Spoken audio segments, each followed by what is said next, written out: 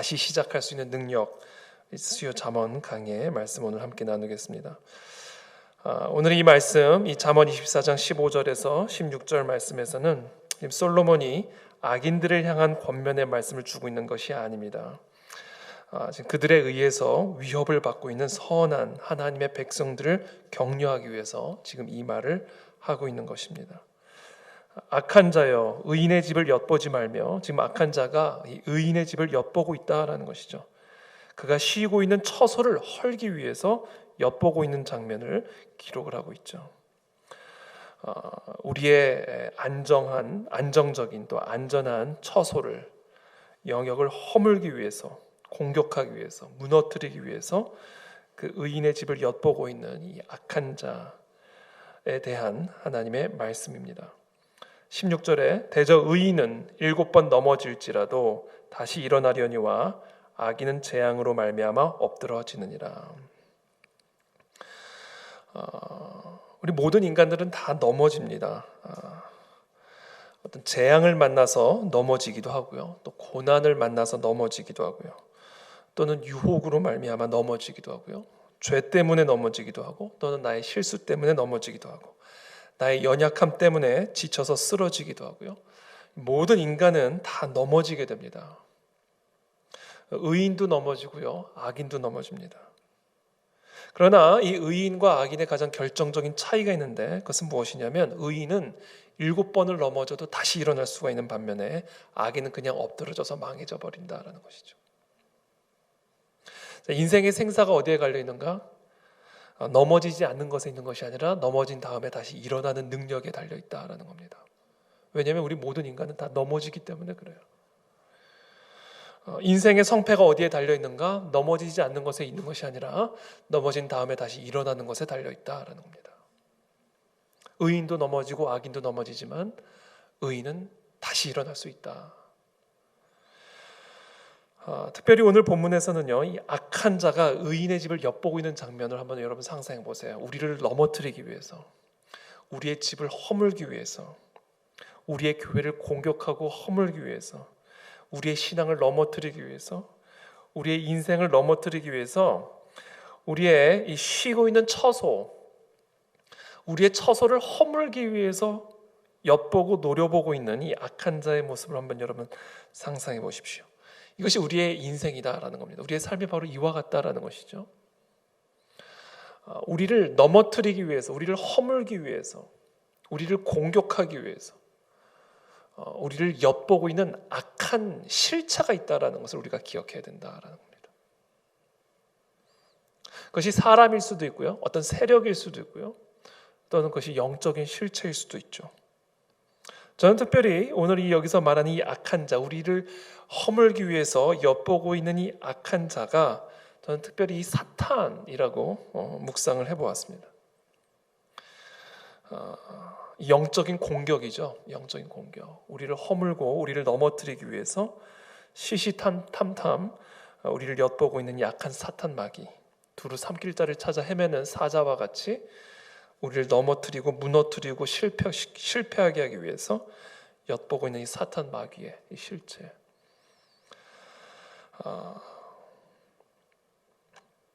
그러나 우리 하나님의 백성들에게는 어떠한 능력이 주어졌는가? 넘어져도 다시 일어날 수 있는 능력이 있음을 믿으시길 축복합니다.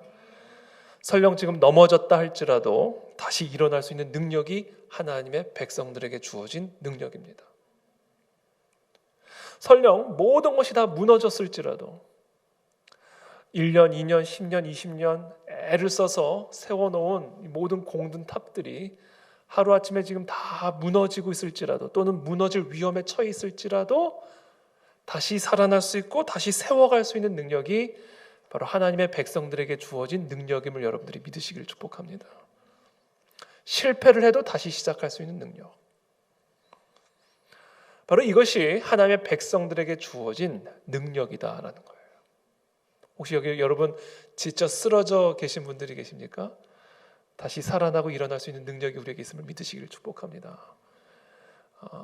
실패 가운데 또는 무너짐 가운데 어떤 연유에서든 넘어져서 지금 일어날 수 없을 것 같은 그런 위기, 또는 그런 고난, 환난, 그런 연약함 가운데 있는 저와 여러분들에게 오늘 하나님은 잠언의 말씀을 통해서 우리에게 말씀하십니다. 7번을 넘어져도 다시 일어날 수 있는 능력이 우리에게는 있다. 저는 이 밤에 우리가 그와 같이 다시 일어나게 되는 이 밤이 되시기를 축복합니다. 소생하는 거죠. 소성하는 겁니다. 우리는 이와 같은 능력을 한 단어로 뭐라고 말하는지 아세요?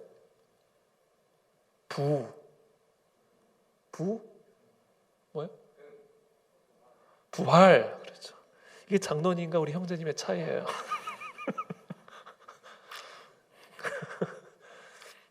부활입니다. 부활. 부활의 능력이 뭡니까? 죽었다가도 다시 살아날 수 있는 능력이죠. 죽었다가도 다시 살아날 수 있는 능력. 죽음을 이길 수 있는 능력. 모든 절망과 모든 실패와 모든 저주를 이기신 부활의 능력. 이 부활하신 예수 그리스도를 영접하는 자들마다 우리에게는 이와 같은 부활의 능력이 주어졌다라는 겁니다. 여러분 이걸 믿으십니까? 우리는 이 부활의 능력으로 말미암아 소성하는 것을 부흥이라고 이야기하는 거죠. 부활의 능력을 통하여 우리는 부흥을 경험하게 되는 겁니다. 우리의 넘어진 영혼이 다시 부흥하게, 리바이벌, 소생한다는 거죠. 더 이상 다시 재기할 수 없을 것 같은 그런 상황에서 다시 한번 새롭게 세워지는 부흥을 경험하게 되는 것이죠. 이 부흥을 가능케 하는 능력이 뭐다? 부활의 능력이다.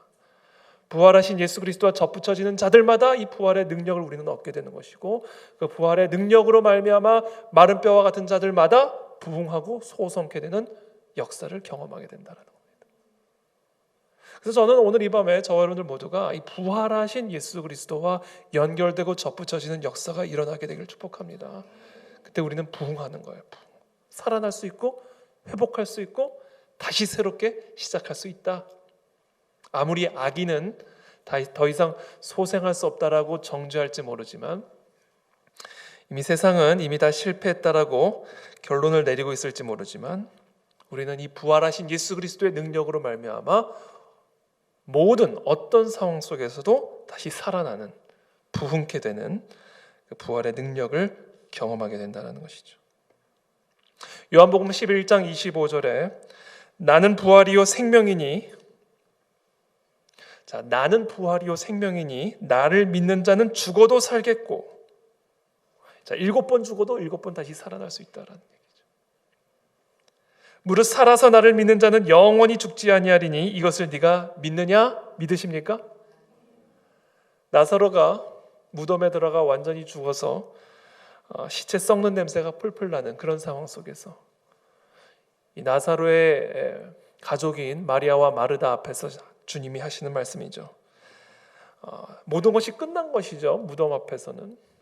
이미 이 나사로는 이 무덤 속으로 들어갔습니다.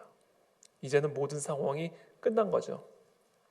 다 허물어진 것이고 이제는 모든 결론이 나 있는 그런 상황입니다. 그러나 그 무덤 앞에서 예수님이 말씀하시는 겁니다. 나는 부활이요 생명이니 나를 믿는 자는 죽어도 다시 살 수 있고 무릇 살아서 나를 믿는 자는 영원히 죽을 수 없다라는 거예요. 죽을 수 없다. 왜?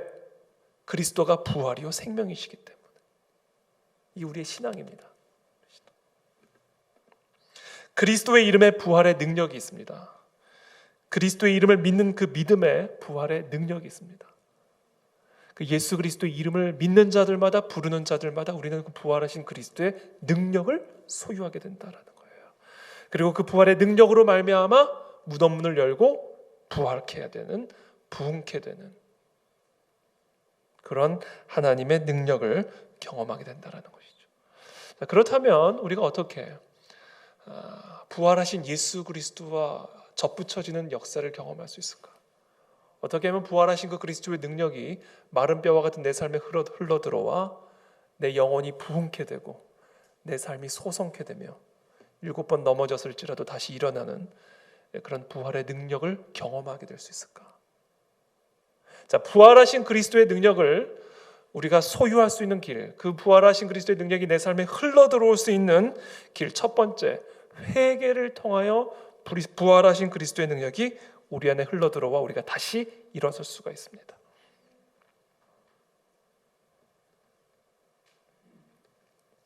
70번씩 7번이라도 용서하라. 예수님이 베드로에게 가르쳐 주셨죠? 바로 그 정신이에요. 70번씩, 이것은 바꿔 말하면요, 70번씩 7번씩 넘어졌을지라도 예수님께서는, 하나님께서는 70번씩 7번씩 다시 용서해 주신다라는 거예요. 그래서 우리는 회개를 통하여 다시 일어나게 되는 부흥의 능력, 부활의 능력을 경험하게 된다라는 거예요. 그러므로 우리는 넘어질 때마다 다시 회개함으로 일어서야 됩니다. 넘어질 때마다 우리는 회개함으로써 다시 일어날 수 있어요.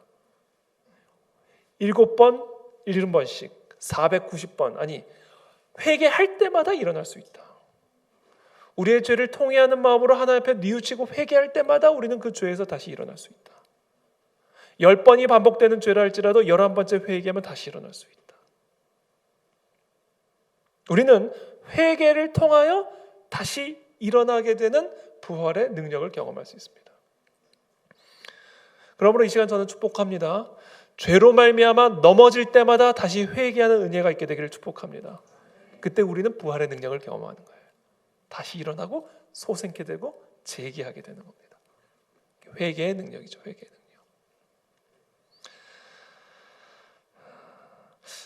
배신자 베드로를 보십시오. 배신자 베드로. 예수님을 3번씩 부인을 하죠. 완벽한 부인이죠. 그러나 그 배신자 베드로를 예수님께서 다시 용서하시고 베드로를 예수님의 양떼를 돌볼 수 있는 목자로 부르시고 보내시는 그런 장면을 우리는 복음서를 통해서 확인할 수가 있죠. 그렇게 예수님을 완벽하게 부인하고 부정한 그 배신자 베드로를 데려다가 하나님께서는 완벽하게 회복하시고 재기하게 하시고, 그래서 예수님의 사명을 위한 최전선에서 수제자로서 파송하시는 그 장면을 우리는 보게 되는 것이죠. 우리는 오직 회개를 통해서만 다시 일어날 수가 있습니다. 다윗의 회개를 한번 보세요. 여러분, 다윗은요 밧세바를 범하죠. 그리고 밧세바의 남편 우리아를 살해를 합니다. 아주 의도적으로. 살인과 간음에 사실은 가장 인간 하나님 보시기에 모든 죄가 다 동일하게 심각하지만 그 중에서도 특별히 파괴적인 죄를 졌죠. 성적인 죄, 살인의 죄는요 한번 낙인이 찍히면 회복이 어려울 만큼 인간 사회에서는 가장 치명적인 죄입니다. 자, 그런 다윗이 하나님 앞에 철저하게 회개할 때 하나님께서는 다윗에게 새롭게 시작할 수 있는 기회를 허락하시죠. 그것이 시편 51편에 기록이 되어 있습니다. 여러분, 우리가 이 시편 51편을 묵상할 때는요 다윗이 간음과 살인의 죄를 저지른 이후에 회개하는 모습을 연상하면서 이 말씀을 읽어야 됩니다. 간음이라고 하는, 살인이라고 하는, 어떻게 보면 인간 사회에서 윤리적으로 씻어낼 수 없는, 어떻게 보면 그런 결정적인 죄를 짓고도 하나님 앞에 회개할 때 어떤 일들이 일어나는지를 한번 보십시오. 시편 51편 7절의 말씀입니다. 우슬초로 나를 정결하게 하소서. 내가 정하리이다. 나의 죄를 씻어주소서. 내가 눈보다 희리이다. 정말 그 어떤 것으로도 씻겨낼 수 없고 씻어질 수 없는 그와 같은 죄를 지은 이 다윗이 하나님 앞에 회개하며 통회하는 심령으로 고백하는 겁니다. 우슬초로 나를 정결하게 하여 주십시오. 그렇게 되면 내가 정해질 것입니다. 하나님의 우슬초로 자신의 죄가 정결케 될 것을 믿음으로 나아가는 것이죠. 바로 이와 같은 회개가 다윗을 다시 시작할 수 있도록 일으켜 주셨다. 나의 죄를 씻어주소서. 내가 눈보다 희리이다. 자, 내가 그렇게 주홍빛같이 붉은 죄를 지었을지라도 하나님의 그 거룩한 우슬초로 말미암아 나의 모든 죄를 씻어주시면 내가 다시 눈보다 더 희게 정결케 될 것을 하나님 앞에 믿음으로 회개하며 나아가는 겁니다. 바로 이 믿음의 회개가 하나님의 우슬초가 나의 죄를 흰 눈보다도 더 희게 만들어 주실 것이라는 이 믿음의 회개가 우리를 다시금 일으켜 주신다. 다시금 일어서게 한다라는 거예요.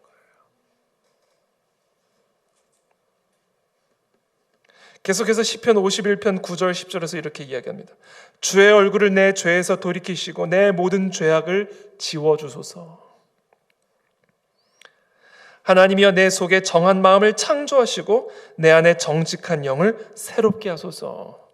하나님은 내가 어떤 주홍빛 같은 붉은 죄를 지었을지라도 나의 모든 죄를 깨끗이 지우실 수 있는 분이다 라는 믿음의 회개, 내 속에서 정한 마음을 새롭게 창조하실 수 있는 분이라는 이 믿음의 회개, 그래서 내 안에 정직한 영을 다 완전히 새롭게 하실 수 있는 그 하나님에 대한 믿음의 회개가 다윗을 바로 그와 같은 철저한 죄의 무덤에서 다시 일으켜 하나님의 거룩한 왕으로 새롭게 하시는 것을 우리가 보게 되는 것이죠. 그래서 저는 이 시간 축복합니다. 저와 여러분들의 삶에 어떤 실패감, 죄책감, 수치심, 죄로 인한 그 모든 결박과 사슬들이 오늘 이 시간 그것을 깨끗이 정하게 하시고 흰 눈보다 더 희게 하시는 그 하나님의 죄사함의 능력을 믿음으로 회개하는 이 밤이 되시기를 축복합니다. 깨끗이 지우신다라는 거죠. 깨끗이 지우신다. 저는 오늘 이 밤에 그래서 우리가 그 어떤 죄책감으로부터 죄의 사슬로부터도 자유케 되는 은혜가 있게 되기를 축복합니다. 우리를 끊임없이 끌어내리고 우리를 주저앉게 만드는 그 사슬 우리는 무엇으로 끊을 수 있는가? 바로 우리의 모든 죄들을 사하시는 하나님의 그 우슬초의 능력, 그 능력을 믿음으로 말미암는 회개가 우리의 발을 묶고 있는 그 모든 사슬로부터 끊어내시고 자유케 하시는 능력이다라는 거죠. 그래서 오늘 그 자유를 누리십시오. 그 자유를 누리십시오. 다윗과 같은 죄를 지었을지라도, 어떤 수치심과 죄책감이 지금 나를 사로잡아 끌어내릴지라도 하나님 앞에 통회하는 마음으로 회개하기만 한다면 우리는 흰 눈보다도 더 희게 새롭게 시작할 수 있음을 믿으시기를 축복합니다. 그래서 시편 51편 17절에서 다윗은 이렇게 고백합니다. 하나님께서 구하시는 제사는, 지금 하나님께서 우리로부터 지금 받고자 하는 제사는 뭐냐면 상한 심령의 제사다라는 거예요. 자신의 죄 때문에 상한 마음으로 지금 이 다윗처럼 나의 죄를 씻어주시고 내 안에 정직한 영을 새롭게 해달라는 이 상한 심령의 제사, 이것이 바로 오늘 이 밤에 하나님께서 우리로부터 구하시는 제사다라는 거예요. 하나님이여 상하고 통회하는 마음을 주께서 멸시하지 아니하시리이다. 여러분, 무엇이 우리로 하여금 재기하지 못하게 만드는 건지 아세요? 무엇이 우리로 하여금 다시금 넘어진 자리에서 일어나지 못하게 만드는지 아세요? 이 상하고 통회하는 마음이 없기 때문이다. 이 상한 심령이 없기 때문에 우리가 다시 살아나고 회복되기가 어려운 겁니다. 하나님께서 오늘 이 밤에 우리에게 구하시는 제사는 바로 이 상한 심령, 상하고 통회하는 마음, 이 마음이 우리를 7번 넘어져도 7번 다시 일으켜 세우는 능력이심을 믿으시길 축복합니다. 두 번째, 우리는 어떻게 이 7번 넘어져도 다시 일어날 수 있는 부활의 능력을 경험할 수 있는 것일까? 어떻게 하면 우리는 부활하신 그리스도의 능력이 내 삶에 흘러들어와 넘어져 있는 이 자리에서 다시금 일어서는 부활의 능력, 부흥의 은혜를 경험하게 될 것인가? 찬양을 통해서 우리는 부활의 능력을 경험하게 됩니다. 저는 저와 여러분들의 이 마음에 이 찬양의 영이 항상 충만하게 되기를 축복합니다. 찬양이라고 하는 것은요, 무엇이냐면 하나님의 하나님 되심을 기억하고 그 하나님의 하나님 되심이 받기에 합당한 우리의 마음의 예배와 찬양을 올려드리는 겁니다. 하나님의 이름이 받으시기에 합당한 존귀와 찬양을 받으시는 거죠. 그때 우리는 비로소 이 부활하신 그리스도의 능력을 경험하게 된다라는 거예요. 자, 오늘 아까 우리가 함께 읽은 이 예레미야서 오늘 생명의 삶 큐티 본문 말씀 보면요, 예레미야서 7장 12절에서부터 18절의 말씀인데, 지금 이 예레미야의 상황은 어떤 상황이냐면요, 이 이스라엘 백성들에게 하나님의 임박한 심판을 경고하면서 아주 죄에 대해서 아주 신랄하게 선포하는 그런 사명을 감당하다가 지쳐 쓰러진 상황입니다. 이 하나님의 말씀을 선포를 하면 이 이스라엘 백성들이 이를 바닥바닥 하는 거예요. 이 이스라엘 백성들이 듣기 좋은 말이 아니라 이스라엘 백성들에게 임박한 이 하나님의 심판의 말씀을 대언하니 이스라엘 백성들이 좋아하겠습니까? 그러니까 이 예레미야를 그냥 죽이고 싶어 하는 거예요, 그냥. 그러니 이게 얼마나 힘들었겠습니까?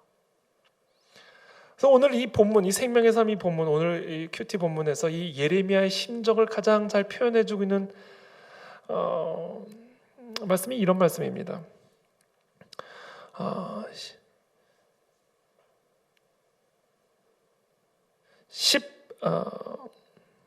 16절의 말씀에 16절 말씀. 나는 목자의 직분에서 물러가지 아니하고 주를 따라 싸우며 재앙의 날도 내가 원하지 아니하였음을 주께서 아시는 바라. 내 입술에서 나온 것이 주의 목전에 있나이다. 주는 내게 두려움이 되지 마옵소서. 재앙의 날에 주는 나의 피난처시니이다. 나를 박해하는 자로 치욕을 당하게 하시고 나로 치욕을 당하게 마옵소서. 그들은 놀라게 하시고 나는 놀라게 하지 마옵소서. 재앙의 날을 그들에게 임하게 하시며 배나 되는 멸망으로 그들을 멸하소서.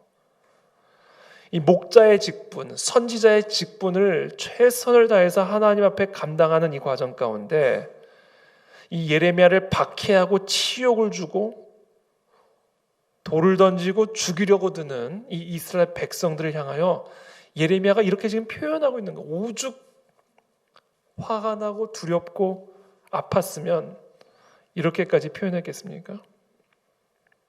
지금 이 예레미야의 상황은요, 이 고통스러운 선지자의 사명을 감당하는 가운데 이 예레미야의 마음의 고통을 고스란히 표현하고 있는 것이죠. 넘어진 겁니다. 오늘 잠언의 말씀처럼 악한 자가 의인의 집을 엿보며 그가 쉬는 처소를 헐기 위해서 넘어뜨리고 공격하고 대적하고 있는 바로 이 상황이 지금 예레미야의 상황이라는 것이죠.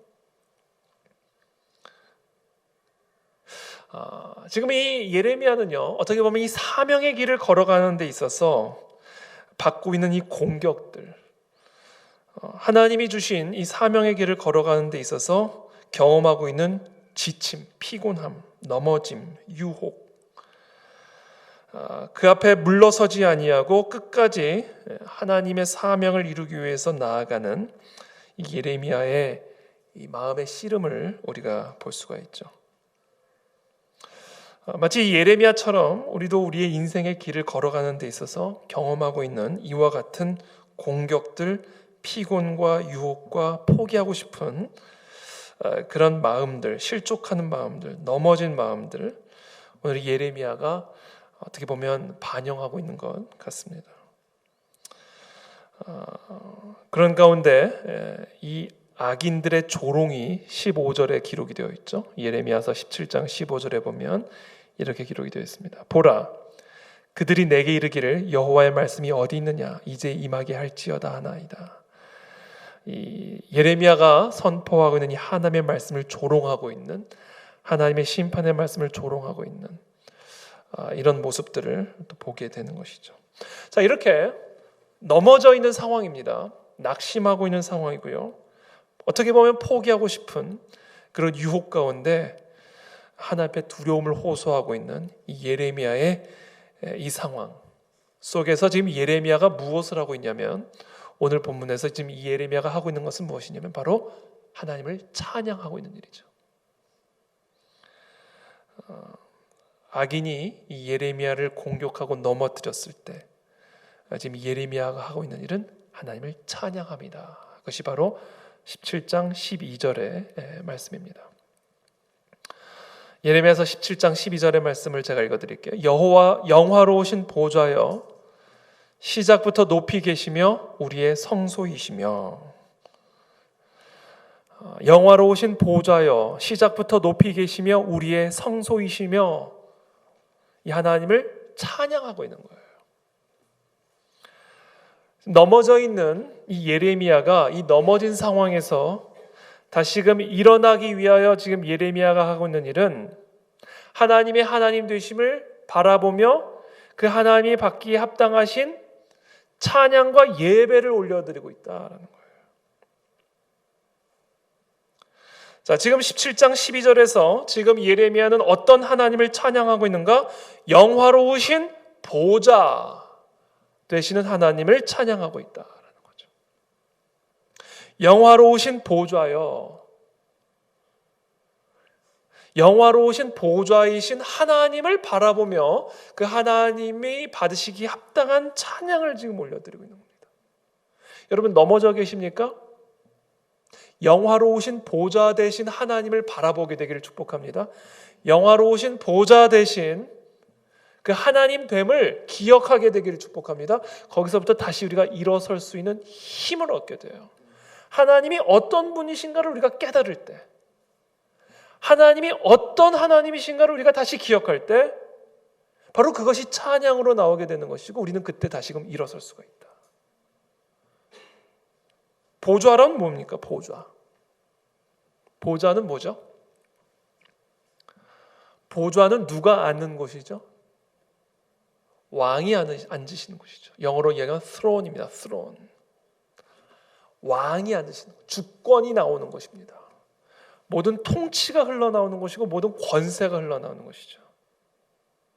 모든 땅을 다스리는 권위와 권세와 권능이 흘러나오는 곳이 보좌예요. 보좌. 모든 능력의 근원 되신 하나님을 다시금 기억하는 거죠. 그래, 모든 능력은 하나님의 보좌로부터 흘러나온다. 모든 평안은 하나님의 보좌로부터 흘러나온다. 모든 지혜와 권능은 하나님의 보좌로부터 흘러나온다. 모든 주권과 모든 권세와 모든 능력이 흘러나오는 자리는 바로 하나님의 보좌로부터 나온다 라는 사실을 기억하고, 바로 이 두렵고 고통스러운 이 상황에 넘어지는 예레미야가 그 영화로우신 보좌를 기억하며 하나님을 예배하고 찬미하는 겁니다.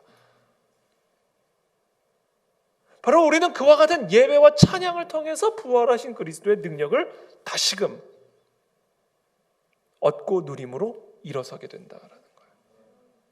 그럼 저와 여러분 지금 어떤 상황이 있든지요, 바로 이 영화로우신 보좌를 찬양하게 되길 축복합니다.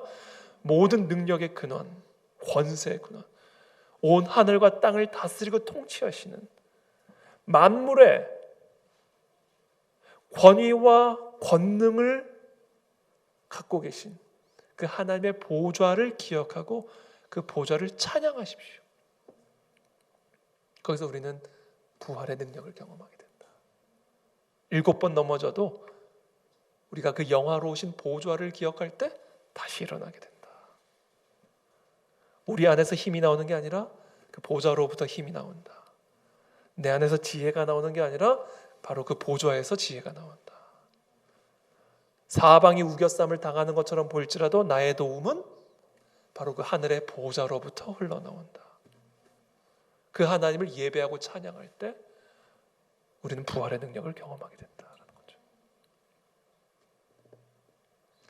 여호와의 말씀으로 하늘이 지음이 되었으며 그 만상을 그의 입기운으로 이루었도다. 그가 바닷물을 모아 무더기같이 쌓으시며 깊은 물을 곳간에 두시도다. 온 땅은 여호와를 두려워하며 세상의 모든 거민들은 그를 경외할지어다. 그가 말씀하심에 이루어졌으며 명령하심에 견고 있었도다. 다 모든 게 여러분 그 보좌에서 나오는 명령이 달려있다라는 거예요. 그 보좌에서 명령하시는 말씀에 달려있다라는 겁니다. 그러므로 저와 여러분들이 지금 어떤 상황에 있든 그 보좌에서 선포되어지는 그 말씀을 듣기만 하면 살아난다. 그것을 기억하고 지금 그 하나님을 찬양하는 겁니다. 지금 예레미야. 어떤 상황에서도 그 보좌에서부터 들려오는 말씀을 들으면 마른 뼈라 할지라도 하나님의 군대로 일어선다라는 그 사실을 기억하는 거예요. 그때 우리는 그 영화로우신 보좌를 바라보며 그 위대하고 높고 참 찬란한 그 하나님의 보좌를 찬양하게 되는 거죠. 이 찬양의 영이 우리 안에 있어야 된다. 입술로 흥얼거리는 찬양 가사가 아니라 우리의 영이 바로 그와 같은 찬양의 영을 가지고 있어야 된다. 언제나 사람을 두려워하는 것이 아니라 그 사람을 지으신 하나님을 두려워하는 것. 내 육신을 죽일 수 있는 사람을 두려워하는 것이 아니라 영과 육을 함께 지옥에 멸하실 수 있는 그 영화로운 보좌를 바라보는 그 시선이 바로 우리를 7번 넘어져도 7번 일으킬 수 있는 부활의 능력을 가져다주는 통로다라는 거예요. 그 영적인 시선이죠. 그래서 오늘 이 밤에 하나님을 예배하게 되기를 축복합니다. 그 영화로운 보좌를 바라보십시오. 그 보좌에서 선포되어진 말씀이 전부다라는 거예요. 말씀하심에 견고히 쓴다고 그러잖아요.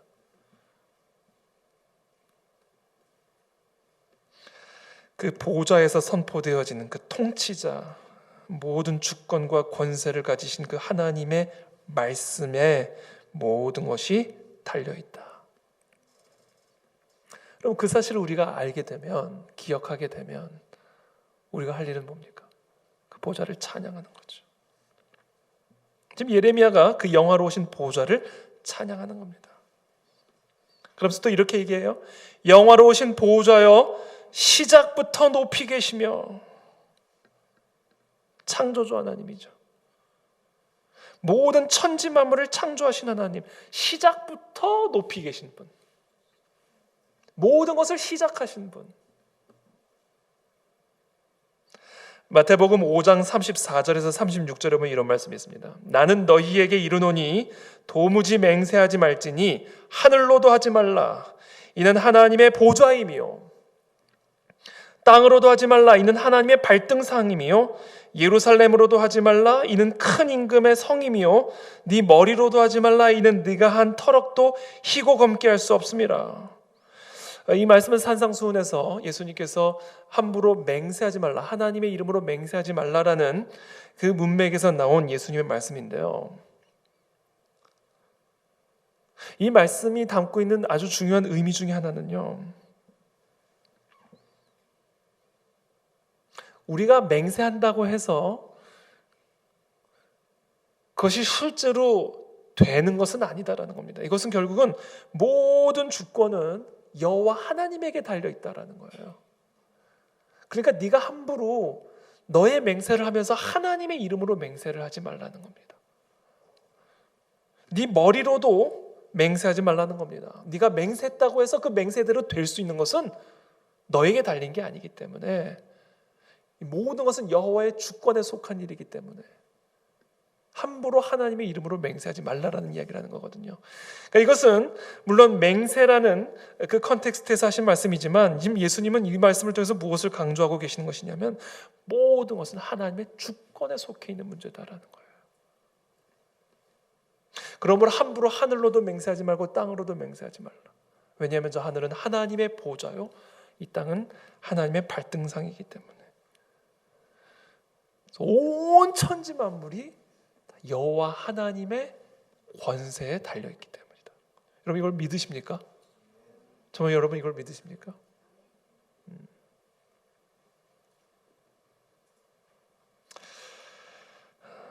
그렇기 때문에 정말 저와 여러분들이 이것을 믿게 된다면 하나님 외에는 다른 소망이 없다라는 것을 진지하게 깨닫게 되는 거죠. 그래서 우리의 시선이 오직 하나님에게만 집중이 되는 것이죠. 그래서 우리가 정말 하나님만이 우리의 소망이라는 사실을 깨닫게 되면 시편 40편처럼 이렇게 고백하게 되는 겁니다. 내가 여호와를 기다리고 기다렸더니, 기다리고 기다리게 된다라는 겁니다. 귀를 기울이사 나의 부르짖음을 들으셨도다. 나를 기가 막힐 웅덩이와 수렁에서 다시 끌어올리시고 내 발을 반석 위에 두사 내 걸음을 견고하게 하셨도다. 저는 오늘 이 밤에 저 여러분들이 그 여호와를 기다리고 기다리게 되는 은혜가 있게 되기를 축복합니다. 부르짖고 또 부르짖게 되기를 축복합니다. 이것이 바로 진정으로 하나님을 찬양하고 예배하는 자의 자세다. 단순히 그 하나님의 높고 위대하심을 찬양할 뿐 아니라 정말 하나님이 모든 것의 권세자여 주권자라는 사실을 깨닫게 된다면 그 영화로우신 보호자를 찬양할 뿐 아니라 하나님만이 소망이시기에 그 하나님을 기다리고 또 기다리고 하나님께만 부르짖고 또 부르짖는 이 끈질김으로 나아가게 된다라는 거죠. 제가 생각할 때 신앙생활의 90%는요 이 끈질김인 것 같아요. 정말 믿잖아요? 그럼 기다립니다. 왜 우리가 기도를 하다 그만둘까요? 정말 하나님만이 소망이라는 이 확신이 없기 때문에 기다리다 마는 겁니다. 근데 정말 믿잖아요? 그럼 기다리고 또 기다리게 된다라는 거죠. 부르짖고 또 부르짖게 된다라는 거죠. 그런 의미에서 이 신앙생활의 한 90%는 끈질김이에요. 끈질김, 인내. 그래서 저와 여러분, 우리 그 안에 즐기의 모든 성도들은요, 여러분 절대로 낙심하지 마시고 포기하지 마시고 끈질기게 나오시기를 축복합니다. 끈질기게 매달리고 끈질기게 기다리십시오. 왜? 모든 것이 그 영화로우신 보좌의 명령에 달려있기 때문에. 그렇기 때문에 그것을 정말로 우리가 믿는다면 그 영화로우신 보좌를 찬양할 뿐 아니라 그 영화로우신 보좌로부터 그 하나님의 권능이 우리 삶 속에 임할 때까지 그 보좌를 기다리고 기다리는 그 자리에서 끈질기게 기다린다라는 거죠. 바로 그것이 우리가 넘어진 그 자리에서 다시금 일어날 수 있는 부활의 능력을 경험할 수 있는 원리다라는 거예요.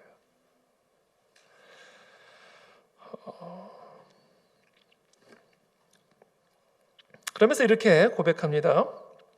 영화로우신 보호자여 시작부터 높이 계시며 우리의 성소이시며.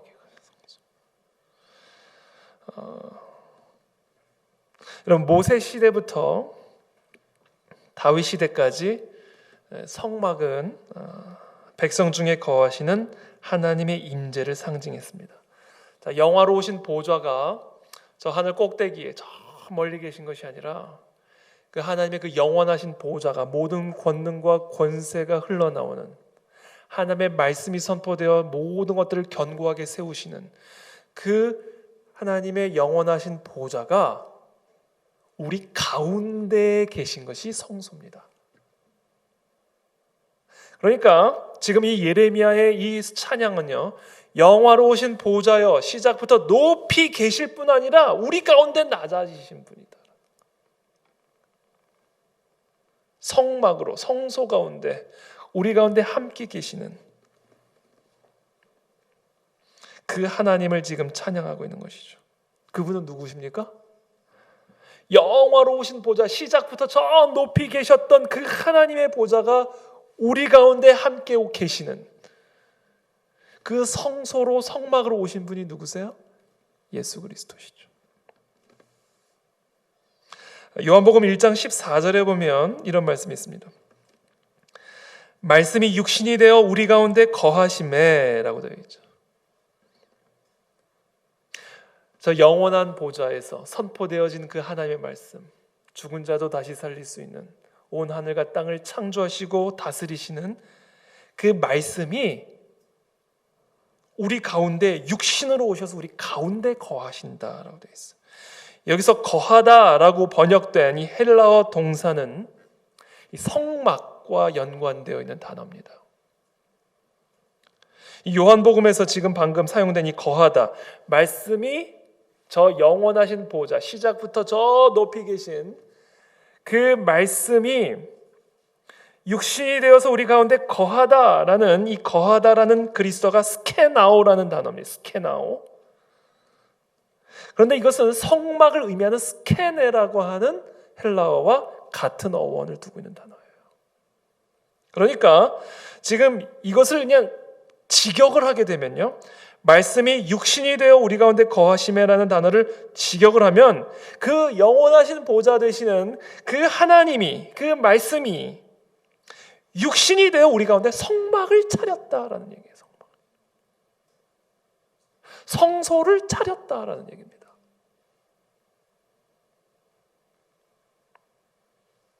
시작부터 높이 계신 창조주 하나님, 모든 주권과 모든 권세와 능력을 가지신 그 영화로우신 하나님의 보좌가 육신이 되어서 우리 가운데 성막을 세웠다라는 거예요.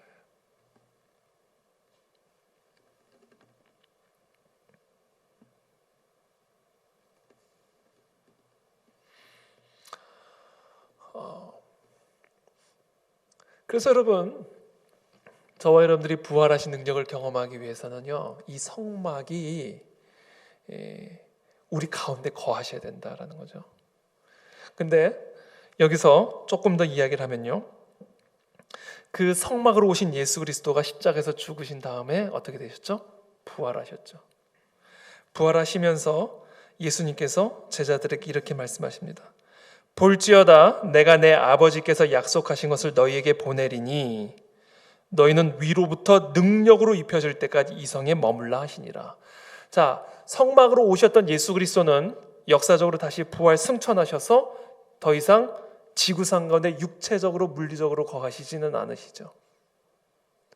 그런데 지금 예수님께서 이 부활 승천하시면서 이제 물리적으로 육체적으로 다시금 그 시작부터 계신 그 높은 영화로운 보좌로 올라가시면서 지금 무엇을 약속하셨냐면 아버지께서 약속하신 성령을 보내주실 것을 약속하셨어요. 그리고 그 성령이 이제는 우리 안에 성막을 차릴 것을 약속하신 겁니다. 그러므로 부활하신 그리스도의 능력을 경험하기 위해서는 부활하시고 승천하신 그 예수 그리스도의 영이 우리의 마음 안에, 심령 안에 성막을 차리셔야 된다라는 거예요. 그래서 이거 오늘 결론을 내리면 이겁니다. 첫 번째는 우리가 무엇을 통해 부활하신 그리스도를 경험한다고요? 회개를 통해. 두 번째는 찬양을 통해. 세 번째는 성령을 받아야 된다는 거죠. 그래서 오늘 마지막으로 이 성령을 받기 위한 방법을 하나만 말씀을 드리겠습니다. 성령을 우리가 어떻게 하면 받을 수 있는가? 어떻게 하면 우리가 성령의 충만함을 받을 수 있을까?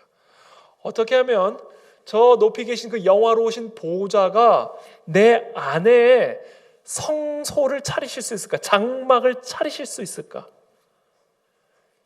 그렇게 함으로써 우리가 어떻게 이 부활하신 그리스도의 능력을 소유할 수 있을까? 저는 오늘 한 가지를 말씀드리고 싶은데 그게 뭐냐면요, 그리스도의 마음을 품어야 된다라는 거예요. 저와 여러분들의 안에 이 그리스도의 마음을 품지 않으면요, 그리스도의 영이 우리 안에 거하실 수가 없습니다.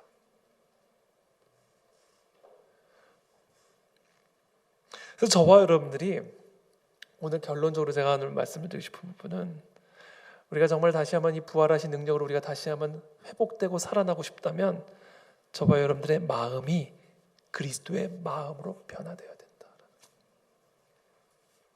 그리스도의 마음을 품을 때 그리스도께서 내 안에 거하시고, 그래서 우리는 그리스도 안에 있는 부활의 능력과 권세와 주권, 저 영화로우신 보좌 안에 있는 하나님의 능력을 우리가 소유할 수 있게 된다는 거죠. 그렇다면 그리스도의 마음은 어떤 마음일까? 오늘 마지막으로 우리 빌립보서 2장 5절 한번 찾아보시길 바랍니다.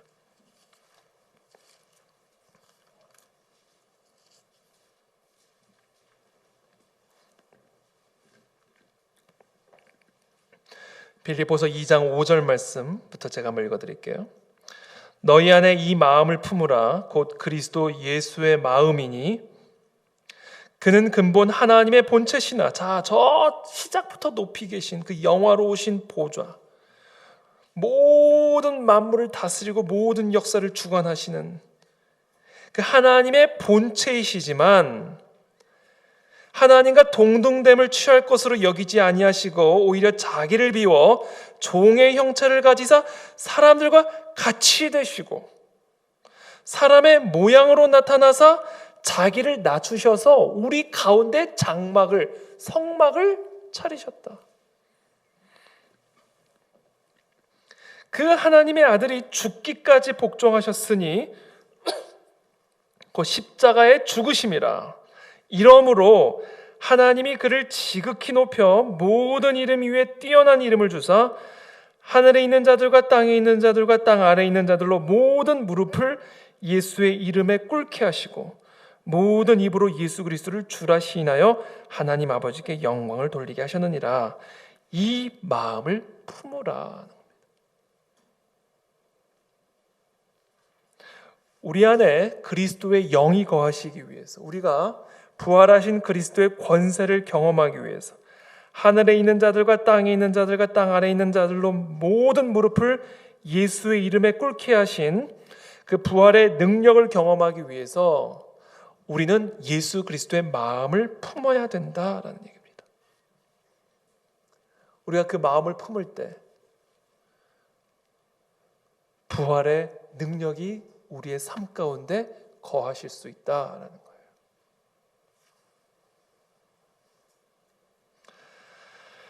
거예요. 자기를 비워 종의 형체를 가지사 사람들과 같이 되어 사람의 모양으로 나타나사 자기를 낮추시고 죽기까지 복종함으로 말미암아 온 하늘과 땅의 모든 권세를 다스리시는 권세가 그리스도께 주어졌다. 그리스도의 이름에 주어졌다라는 겁니다. 그래서 오늘 이 빌립보서 2장에서 사도 바울은 2장 2절에서 이렇게 좀 더 구체적으로 그리스도의 마음을 품을 것을 권면합니다. 마음을 같이하여 같은 사랑을 가지고 뜻을 합하여 한 마음을 품어 아무 일에든지 다툼이나 허영으로 하지 말고 오직 겸손한 마음으로 각각 자기보다 남을 낮게 여기고 각각 자기 일을 돌볼 뿐더러 또한 각각 다른 사람들의 일을 돌보아 나의 기쁨을 충만하게 하라. 이 마음을 품으라. 그래서 저는 오늘 여러 가지 이야기를 했지만 결론적으로요, 우리 안에 이 마음이 있어야 다시 살아날 수 있고 재기할 수 있습니다.